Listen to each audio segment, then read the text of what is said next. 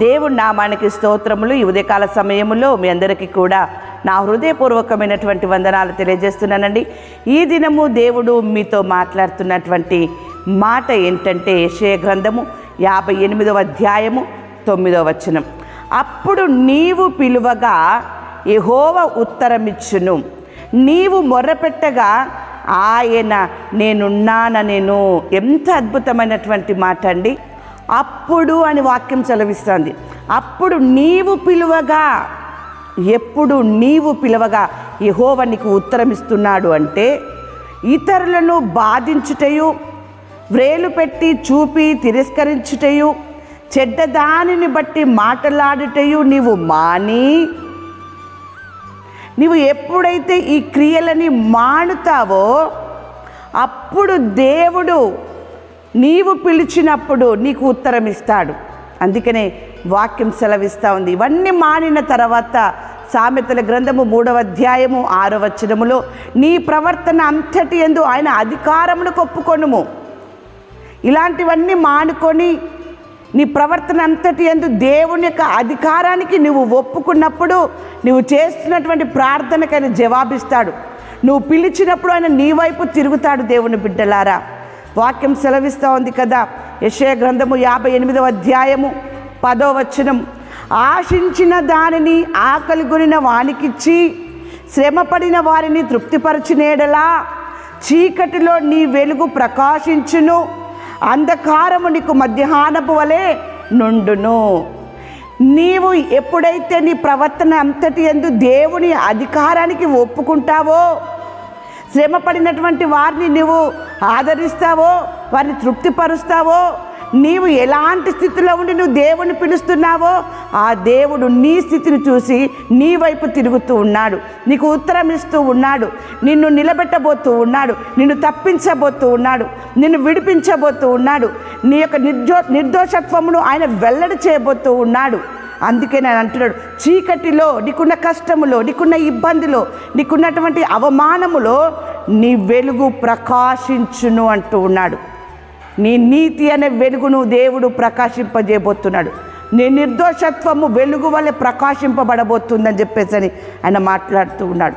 నీకున్నటువంటి అంధకారములో భయంకరమైనటువంటి పరిస్థితులను అనుభవిస్తున్నావా, కానీ మధ్యాహ్నము వలె నీకు ఉంటుందంట. దేవుని బిడ్డలారా, ఆ రీతిగా దేవుడు నీకు వెలుగునివ్వబోతూ ఉన్నాడు. నీ ప్రవర్తన అంతటి యందు నువ్వు దేవుని అధికారానికి ఒప్పుకున్నట్లయితే నీ జీవితం ఒక వెలుగుమయముగా ఉంటుంది. దేవుని బిడ్డలారా, వాక్యం సెలవిస్తూ ఉంది కదా ఇక్కడ 118వ కీర్తన 22వ వచనం, ఇది యెహోవా ఏర్పాటు చేసిన దినము, దీని యందు మనము ఉత్సహించి సంతోషించేద్దాము.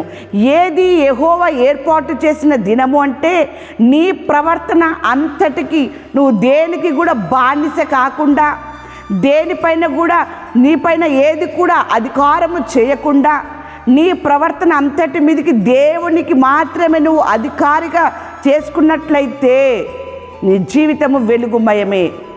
నువ్వు అడుగుపెట్టిన చోటనెల్లా కూడా నేతిలో అడుగుపెట్టినట్టుగా ఉంటుంది. దేవుని బిడ్డలారా, దాన్ని బట్టి నువ్వు ఉత్సహించి సంతోషించెదవు.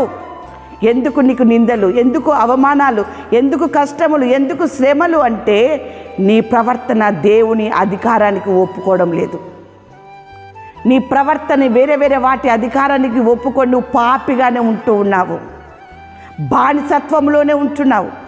నీ ప్రవర్తన అంతటి యందు దేవుని యొక్క అధికారానికి నువ్వు ఒప్పుకున్నప్పుడు నీ జీవితము వెలుగుమయమై ఉంటుంది.